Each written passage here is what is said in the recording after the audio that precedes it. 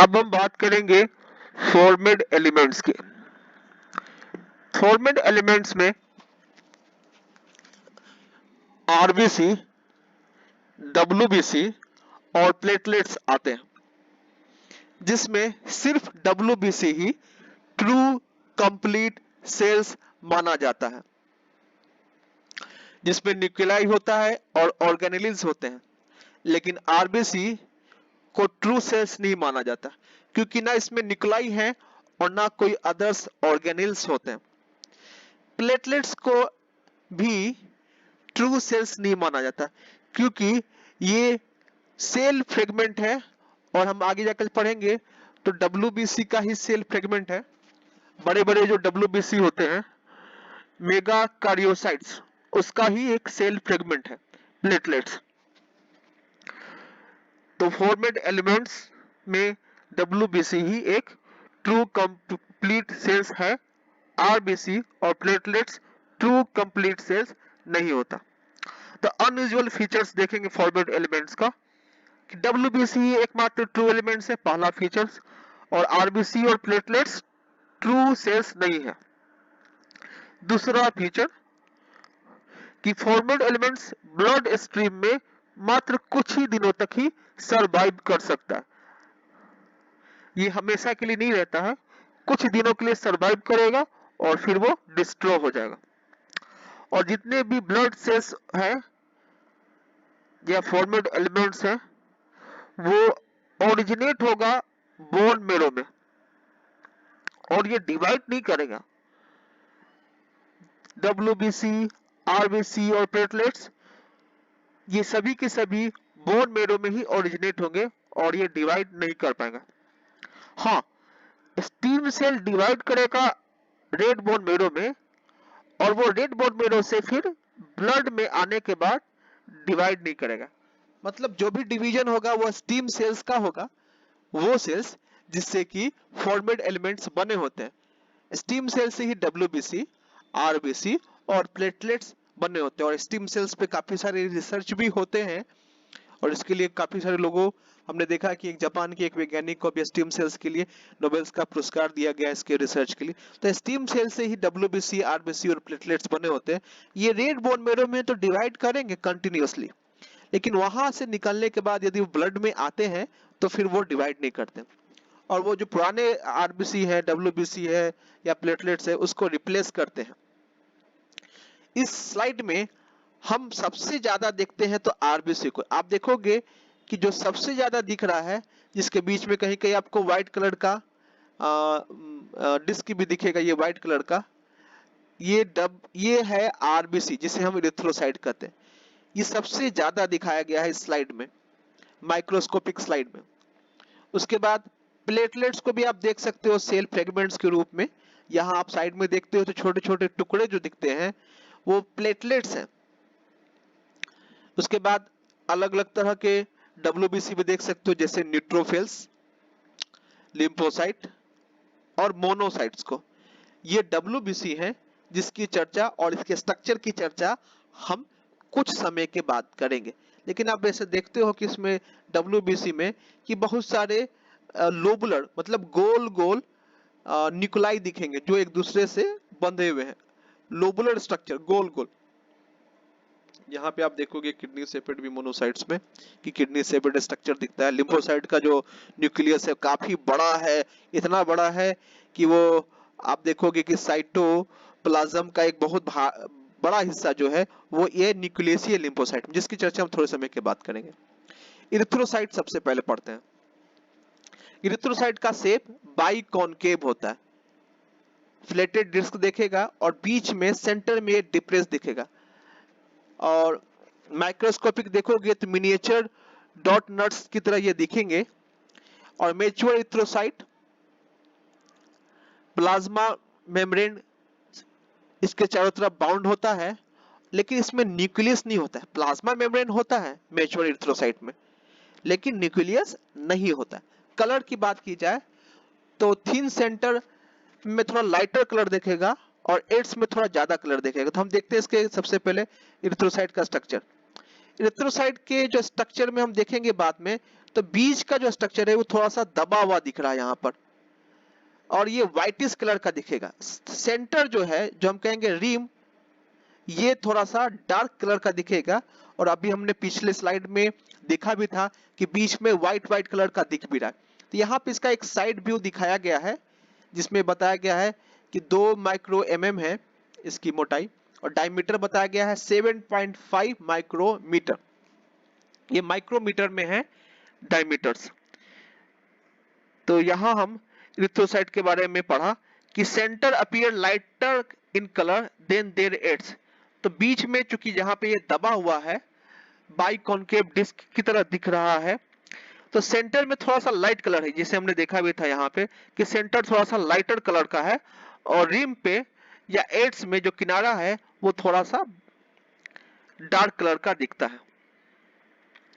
अब बात करते हैं न्यूक्लियस नहीं होने के कारण ही ये बीच में दबा हुआ दिखेगा। स्ट्रक्चर देखो यहाँ पे कि न्यूक्लियस फ्री है मैच्योर एरिथ्रोसाइट, तो ये दबा हुआ दिखेगा बीच में और लाइटर भी कलर में है। अब बात की जाती है डायमीटर की, 7.5 माइक्रोमीटर है। ये कुछ कैपिलरी से लार्जर होता है, कुछ कैपिलरी जो है इससे भी बड़ा होता है डायमीटर में। ये इस कारण से स्क्वीज आउट करके ये बाहर निकलता है। ऑर्गेनिज्म देखेंगे जिसमें कोई भी एसेंशियल ऑर्गेनिज्म नहीं पाया जाता है। हाँ, हीमोग्लोबिन जरूर पाया जाता है इरिथ्रोसाइट में। मैंने पहले भी कहा था कि हीमोग्लोबिन आरबीसी में बाउंड होता है। हीमोग्लोबिन आरबीसी का ही एक प्रोटीन है, इट इज आरबीसी प्रोटीन, और मुख्य रूप से गैस को ट्रांसपोर्ट करने के लिए, जिसमें ऑक्सीजन और कार्बन डाइऑक्साइड है, उसके लिए जाना जाता है। ब्लड रेड कलर का दिखता है, इसका कारण भी है हीमोग्लोबिन।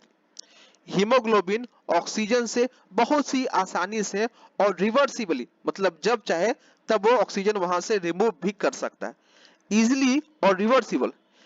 एक बार ऑक्सीजन बाइंड करेगा तो जब ऑक्सीजन का कंसंट्रेशन कम होता है ब्लड में, तो तुरंत वहां से वो रिलीज हो जाता है।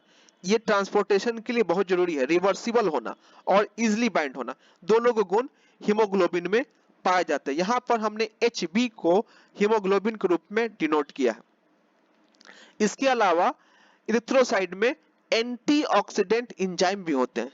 हमें पता है कि एंटीऑक्सीडेंट एंजाइम कितना इंपॉर्टेंट रोल प्ले करता है। ऑक्सीडेंट या फ्री रेडिकल्स या ऑक्सीजन रेडिकल्स आरबीसी के लिए बहुत ही घातक होते हैं। कभी कभी किसी ड्रग्स के कारण भी ऑक्सीडेंट का कंसंट्रेशन काफी ज्यादा हो जाता है, जो आरबीसी के प्लाज्मा मेम्ब्रेन को डैमेज कर सकते हैं और आरबीसी को रप्चर कर सकते हैं, जिससे कि हेमोलाइटिक अनीमिया हो सकता है आरबीसी के रप्चर होने के कारण। तो इस कारण से कि आरबीसी में ऑक्सीडेंट जो कि फ्री रेडिकल है, जो घातक होते हैं ऑक्सीडेंट, उसको कंट्रोल करने के लिए एंटीऑक्सीडेंट एंजाइम्स का भी रोल होता है। It is very important enzyme, antioxidant enzyme that is must be present in a RBC, क्योंकि हमने इतने सारे ड्रग्स लेना है और बहुत सारे मेटाबॉलिक प्रोसेस भी होता है आरबीसी में, तो ऑक्सीडेंट का बनना और उसे कंट्रोल करने के लिए एंटीऑक्सीडेंट एंजाइम का होना बहुत जरूरी है, ताकि फ्री रेडिकल को वो कंट्रोल कर सके। ऑक्सीडेंट मतलब फ्री रेडिकल्स। फिर हम बात करेंगे एस्पेक्ट्रिन की। एस्पेक्ट्रिन नेटवर्क ऑफ प्रोटीन है, जो कि काम है इसका बाइकॉन्केव शेप आरबीसी को मेंटेन करने और फ्लेक्सिबिलिटी को मेंटेन रखने का, दोनों काम है। और ये साइटोप्लाज्मिक फेस में अटैच होता है। हम यदि बात करें तो यहां हम देख सकते हैं स्पेक्ट्रिन को, यहां आप स्पेक्ट्रिन को भी देख सकते हैं। जब हम बात करेंगे स्पेक्ट्रिन की, तो स्पेक्ट्रिन प्लाज्मा स्पेक्ट्रिन आरबीसी के प्लाज्मा मेम्ब्रेन से बाइंड होता है और साइटोप्लाज्मिक फेज की तरफ ये दिखता है। आप देखो कि अंदर की तरफ स्पेक्ट्रिन मॉलिक्यूल्स है, यहाँ पे अल्फा और बीटा स्पेक्ट्रिन का भी नाम दिया गया है, काफी सारे स्पेक्ट्रिन, एक समूह है प्रोटीन का। ये शेप को भी बाइकॉन्केव बना के रखता है स्पेक्ट्रिन, प्लस फ्लेक्सिबिलिटी बना कर रखता है। कभी कभी क्या होता है कि फ्लेक्सिबिलिटी चली जाए आरबीसी के अंदर तो वो रप्चर हो जाएगा। आरबीसी रप्चर क्यों होता है और फ्लेक्सिबिलिटी क्यों जरूरी है? आरबीसी जब छोटे कैपिलरी से बाहर निकलता है तो आरबीसी स्क्वीज आउट होके थोड़ा सा मुड़ जाता है। मुड़ने के बाद कैपिलरी से वो बाहर निकलता है और फिर वो अपने शेप में वापस आ जाता है, क्योंकि कैपिलरी का डायमीटर छोटा होता है बहुत सारे कैपिलरी का। हालांकि जनरली जो होता है कैपिलरी का डायमीटर थोड़ा बड़ा होता है आरबीसी से, लेकिन बहुत सारे कैपिलरी का डायमीटर छोटा भी होता है। तो वहां से आरबीसी कैसे बाहर निकल जा पाएगा?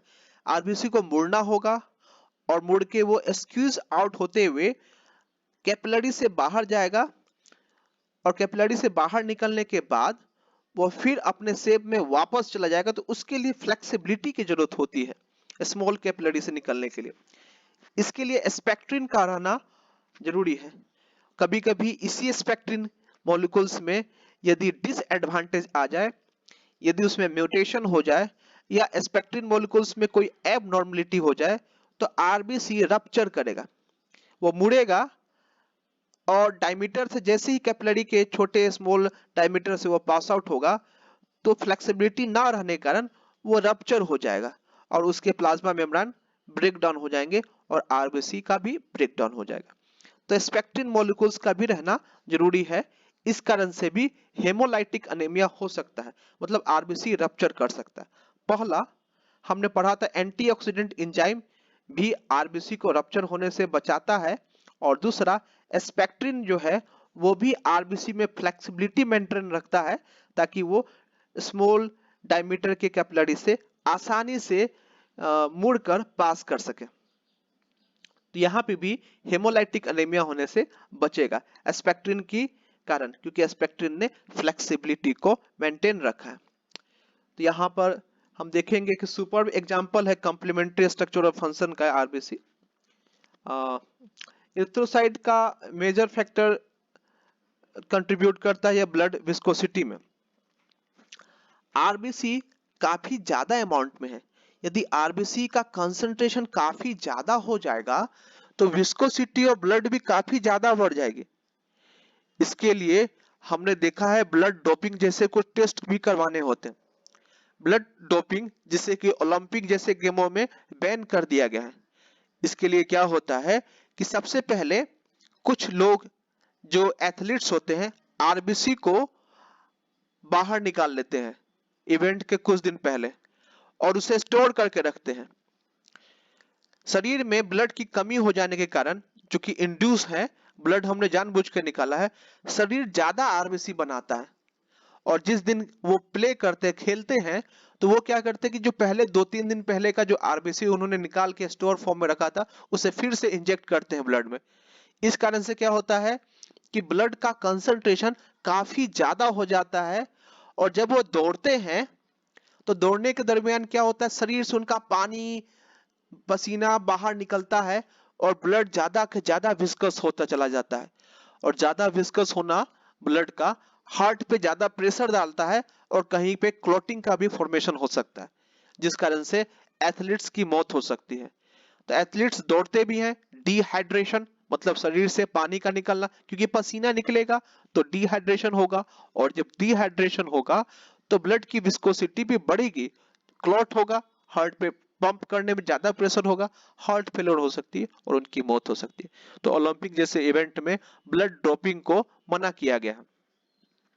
इसके बारे में हम आगे डिटेल से पढ़ेंगे। नॉर्मल रेंज देखते हैं 5.1 से 5.8 मिलियन सेल्स पर क्यूबिक मिलीमीटर और वुमेन्स में होता है 4.3 से 5.2 मिलियन सेल्स पर क्यूबिक मिलीमीटर। ये रेंजेस जो है बुक के अनुसार चेंज होते रहते हैं। ये हमने देखा साइड्स व्यू 2.5 माइक्रोमीटर और 7.5 माइक्रोमीटर डायमीटर और मोटाई उसकी। ये साइड व्यू देखा गया है, ऊपर का कटिंग सेक्शन है, आधा कटा हुआ सेक्शन है, ये पूरा है जिसमें बीच में ये दबाव दिखता है और ये जो सेंटर जो है थोड़ा लाइटर दिखेगा। इस वाले फिगर में थोड़ा अच्छा दिख रहा है कि सेंटर थोड़ा लाइटर है और एड्स जो किनारा है थोड़ा सा डीपर दिखेगा। इरिथ्रोसाइट का कैरेक्टरिस्टिक, इरिथ्रोसाइट स्मॉल साइज का होता है। डब्ल्यूबीसी से यदि देखा जाए स्ट्रक्चर में तो डब्ल्यूबीसी से छोटा और प्लेटलेट से बड़ा होता है।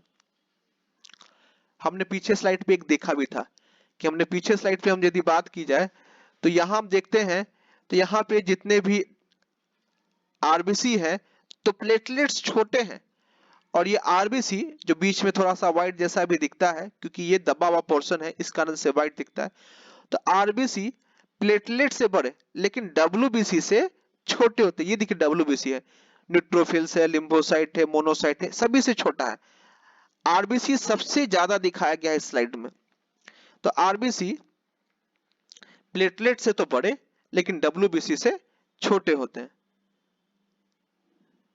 स्मॉल साइज का होता है, बाई कॉनकेव शेप का होता है, और ये बाई कॉनकेव शेप के होने के कारण इनका सरफेस एरिया थोड़ा ज्यादा बढ़ जाता है, 30% ज्यादा हो जाता है एज कंपेयर करें तो स्फेरिकल शेप में।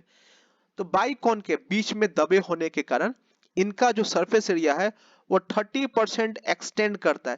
ये भी एक प्रश्न आता है कि कितना एक्सपेंड करता है, यदि उसका शेप स्फेरिकल होगा मतलब पूरा गोल होगा तो बाई कॉनकेव शेप और स्फेरिकल शेप में अंतर यह है कि बाई कॉनकेव में बीच में धंसा हुआ है न्यूक्लियस नहीं होने की वजह से, जिस कारण से उसका सरफेस एरिया 30% बढ़ भी जाता है। और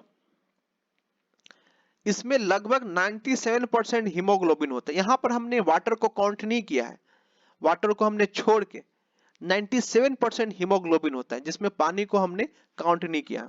बाकी जो सॉलिड सब्सटेंसेस या सॉल्यूट्स हैं उसके अपेक्षा में 97% हीमोग्लोबिन ही होता है आरबीसी में, वाटर पोर्शन छोड़ के। इसमें कोई माइटोकॉन्ड्रिया नहीं होता है। तो एटीपी का प्रोडक्शन कैसे होता है इसमें, क्योंकि एटीपी का प्रोडक्शन करने के लिए एनारोबिक मैकेनिज्म होता है, और एनारोबिक मैकेनिज्म भी बहुत जरूरी है। एनारोबिक मैकेनिज्म का मतलब कि बिना ऑक्सीजन के इस्तेमाल का एटीपी का निर्माण करवाना। हम जानते हैं कि आरबीसी जो है ऑक्सीजन को कैरी करने के लिए इस्तेमाल किया जाता है। आरबीसी में जो हीमोग्लोबिन होता है जो अटैच है 97% हीमोग्लोबिन ही होता है आरबीसी में। पानी की बात यदि छोड़ दी जाए तो, पानी को यदि काउंट ना किया जाए तो आरबीसी में हीमोग्लोबिन जो कि 97% ही होता है, उस हीमोग्लोबिन में ऑक्सीजन कैपेसिटी कैरी करने की कैपेसिटी होती है, लेकिन उस ऑक्सीजन को आरबीसी कंज्यूम नहीं करता एनर्जी के लिए, इसीलिए वो एनारोबिक मैकेनिज्म से एटीपी बनाता है। माइटोकॉन्ड्रिया नहीं होता है आरबीसी के अंदर, और एटीपी बनाने के लिए यदि माइटोकॉन्ड्रिया नहीं है तो फिर वो एनारोबिक मैकेनिज्म से मतलब विदाउट ऑक्सीजन का ही एटीपी बनाता है। आरबीसी ऑक्सीजन कैरी जरूर करता है लेकिन ऑक्सीजन को कंज्यूम नहीं करता एटीपी के लिए, वो दूसरा मैकेनिज्म से एटीपी बनाता है ताकि वो ऑक्सीजन को सिर्फ कैरी करे, ऑक्सीजन को कंज्यूम ना करे। इस कारण से ऑक्सीजन ट्रांसपोर्टेशन के लिए बेहद अच्छा प्रमाण माना गया है आरबीसी को। पहला उसका शेप और साइज जो कि बाइकॉनकेव होता है, इस कारण से भी उसकी कैपेसिटी सरफेस एरिया बढ़ती है 30%। दूसरा उसमें हीमोग्लोबिन का पाया जाना, और तीसरा उसमें एटीपी जो है वो एनारोबिक मैकेनिज्म से बनता है, और इस कारण से वो एटीपी बनाने के लिए ऑक्सीजन को कंज्यूम नहीं करता है। ये तीनों मैकेनिज्म उसे ऑक्सीजन कैरी करने के लिए सबसे बेहतरीन चीजों में बनाता है, तो ऑक्सीजन कैरिंग करने के लिए सुटेबल माना जाता है इसका स्ट्रक्चर और इसके कंपोनेंट के कारण। इट इज नॉट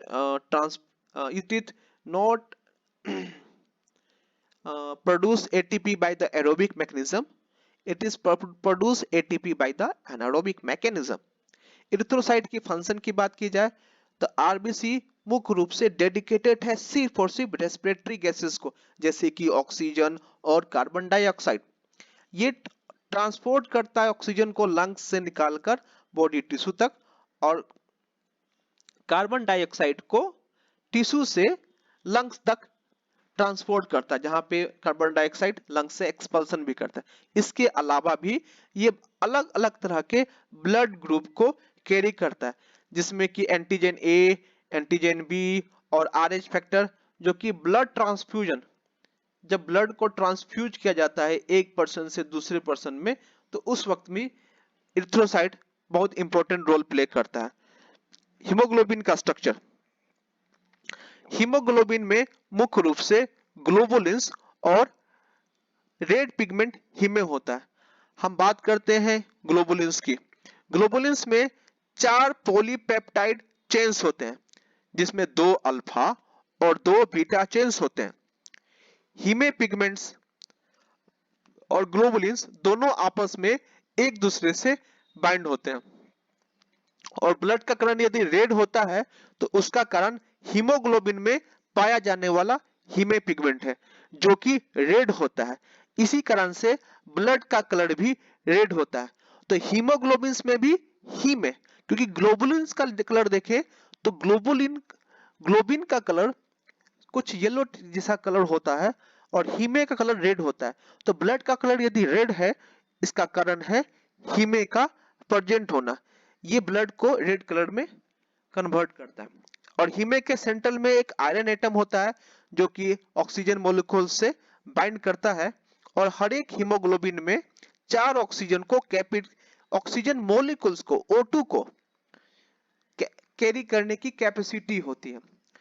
तो हम बात करें कि हर एक आरबीसी में 250 मिलियन हीमोग्लोबिन होता है, या हम कहें कि 1 billion oxygen molecules of oxygen को वो कैरी कर सकता है। यदि हम बात करें कि आरबीसी में यदि 250 मिलियन हीमोग्लोबिन है और हर एक हीमोग्लोबिन में 4 जो है ऑक्सीजन कैपेसिटी रखते हैं, तो हम देखते हैं अब यहां पर नेक्स्ट स्ट्रक्चर उसका। यहां हम देखते हैं हीमोग्लोबिन का स्ट्रक्चर। हीमोग्लोबिन की यदि स्ट्रक्चर की बात की जाए तो हम यदि देखते हैं तो हीमोग्लोबिन में 4 चेन होंगे, 2 बीटा ग्लोबिन, 2 अल्फा ग्लोबिन और हीमे। तो हीमे यहां पर 4 हीमे दिखता है, 1 2 3 और 4। हर एक ग्लोबिन में 2 बीटा ग्लोबिन जो कि ऊपर में दिखाया गया है और 2 अल्फा ग्लोबिन। और यहां इसको यदि फोकस करते हैं हीमे पोर्शन को, तो देखेंगे बीच में इसमें एक आयरन कंटेनिंग Fe पोर्शन है। यही आयरन पोर्शन जो है ऑक्सीजन को कैरी कर सकता है। एक हीमोग्लोबिन में लगभग 4 हीमे होता है और 4 ग्लोबिन होता है। एक हीमोग्लोबिन में 4 ग्लोबिन और 4 हीमे। ग्लोबिन में भी बात करें 4 ग्लोबिन में तो 2 अल्फा और 2 बीटा ग्लोबिन होता है। तो आरबीसी में लगभग कितने हीमोग्लोबिन होते हैं? आरबीसी में होता है 250 हीमोग्लोबिन, और एक हीमोग्लोबिन में लगभग 4 हीमे होते हैं और 4 ग्लोबुलिन, जिसमें कि 2 अल्फा और 2 बीटा होते हैं। तो बात करें कि यदि 250 हीमोग्लोबिन होता है एक आरबीसी में, तो एक आरबीसी 4 मोलिक्यूल्स ऑफ ऑक्सीजन को, यहां देखो यहां पर 1 पार्ट, यहां पे एक आयरन कंटेनिंग पार्ट है, 2 3 एंड 4। ये 4 जो हीमे हैं, ये चारों हीमे में कैपेसिटी होती है ऑक्सीजन से बाइंड करने की, और मुख्य रूप से इसका जो आयरन पोर्शन है, Fe पोर्शन है, ये ही ऑक्सीजन से बाइंड करता है। तो एक हीमोग्लोबिन 4 ऑक्सीजन को बाइंड करेगा, तो एक आरबीसी में 1 million molecules of oxygen carry करने की कैपेसिटी होती है। तो यहां हम बात कर रहे थे हीमोग्लोबिन के स्ट्रक्चर की। हीमोग्लोबिन ऑक्सीजन लोडिंग करता है लंग्स में, इसे ऑक्सी हीमोग्लोबिन कहते हैं, जो कि रूबी रेड दिखता है। और ये जब अनलोडिंग करता है ऑक्सीजन को और प्रोड्यूस करता है डी ऑक्सी हीमोग्लोबिन को, इसका कलर होता है डार्क रेड। हीमोग्लोबिन का भी कलर ऑक्सीजन कैपेसिटी पे डिपेंड करता है। यदि ऑक्सीजन लोड होता है हीमोग्लोबिन में, ज्यादातर ऑक्सी हीमोग्लोबिन ज्यादा होगा, तो वो रूबी रेड कलर का दिखेगा। और डी ऑक्सी हीमोग्लोबिन मतलब हीमोग्लोबिन से यदि ऑक्सीजन निकल जाएगा, तब वो डार्क रेड कलर का दिखेगा। यदि इसमें CO2 बाइंड होता है, तो 20% CO2 ब्लड में हीमोग्लोबिन पे ही बाइंड होता है। इसको कहते हैं कार्बामिनो हीमोग्लोबिन। ऑक्सीजन ग्लोबुलिन्स पे बाइंड करता है, अमाइनो एसिड पे बाइंड करता है। ऑक्सीजन बाइंड करता है हीमे पोर्शन पे और कार्बन डाइऑक्साइड जो है वो ग्लोबुलिन्स पे बाइंड करता है। तो carbamino haemoglobin occurs more rarely when hemoglobin is in reduced state, that is dissociated from the oxygen. This is the deoxyhemoglobin. यदि वो deoxyhemoglobin फॉर्म में है तब CO2 जाकर हीमोग्लोबिन से बाइंड करेगा। इन्फेंट्स में वैल्यू देखते हैं 14 से 20 ग्राम पर 100 ml, मेल्स में 13 से 18 ग्राम पर 100 ml और फीमेल्स में 12 से 16 ग्राम पर 100 ml। यहाँ बात करते हैं कि इन्फेंट्स में हीमोग्लोबिन का कंटेंट थोड़ा ज्यादा बनता है, जैसे जैसे वो एडल्ट होता है तो हीमोग्लोबिन का कंटेंट बनना भी थोड़ा कम हो जाता है, और फीमेल्स में हीमोग्लोबिन कम पाया जाता है एज कंपेयर टू मेल में। मतलब सबसे ज्यादा हीमोग्लोबिन बच्चों में ही होता है, एडल्ट में नहीं। यहाँ फिर से एक बार पीछे देखते हैं कि हम एक बार रिव्यू करेंगे कि हमने देखा कि ग्लोबुलिन्स पे बाइंड होता है कार्बन डाइऑक्साइड और हीमे पर बाइंड होता है ऑक्सीजन, और हीमे पर भी मुख्य रूप से जो आयरन पोर्शन है उसी आयरन पोर्शन पर ही ऑक्सीजन बाइंड करता है। हीमे पर ऑक्सीजन, ग्लोबुलिन्स पे carbon dioxide. Carbon dioxide globulins पे उस वक्त ज्यादा बाइंड करता है जब ये हीमोग्लोबिन रिड्यूस फॉर्म, मतलब कि जब उस पर ऑक्सीजन बाइंड नहीं होता है उस वक्त हीमोग्लोबिन पर कार्बन डाइऑक्साइड ग्लोबुलिन्स पे बाइंड करता है। तो ये था कुछ फैक्ट्स हीमोग्लोबिन्स का। देखते हैं फैक्ट्स अबाउट हीमोग्लोबिन। आरबीसी में ही हमेशा बाइंड होता है, ये कभी भी फ्री फॉर्म में नहीं होता। इसका कारण कि हीमोग्लोबिन फ्री फॉर्म में ना होने की वजह से ब्लड विस्कोसिटी या ऑस्मोटिक प्रेशर में कोई भी रोल देता नहीं है। इसका कोई रोल नहीं है ब्लड विस्कोसिटी और ऑस्मोटिक प्रेशर, क्योंकि ये फ्री फॉर्म में होता ही नहीं है, ये आरबीसी पे बाइंड होता है। इस कारण से हीमोग्लोबिन का कोई रोल नहीं है ब्लड विस्कोसिटी और ऑस्मोटिक प्रेशर में। दूसरी चीज, यदि वो फ्री फॉर्म में हो तो ये ब्लड स्ट्रीम से बाहर चला जाएगा बॉडी से। तो इस कारण से कुछ फैक्ट्स हमने देखा है हीमोग्लोबिन का कि यदि ये फ्री फॉर्म में होगा तो ये ब्रेक डाउन हो जाएगा फ्रेगमेंट्स में और ब्लड स्ट्रीम से पोरस कैपिलरी के थ्रू बॉडी के बाहर चला जाएगा। तो ये इसी कारण से हीमोग्लोबिन जो है वो आरबीसी के अंदर होता है, ना ये वहां से बाहर निकलेगा जल्दी, और यदि इन्हें निकल जाए तो फ्रेगमेंट में टूटकर ब्लड वेसल से वो बाहर चला जाए। तो यहाँ हमने कुछ फैक्ट्स देखे हैं हीमोग्लोबिन के बारे में।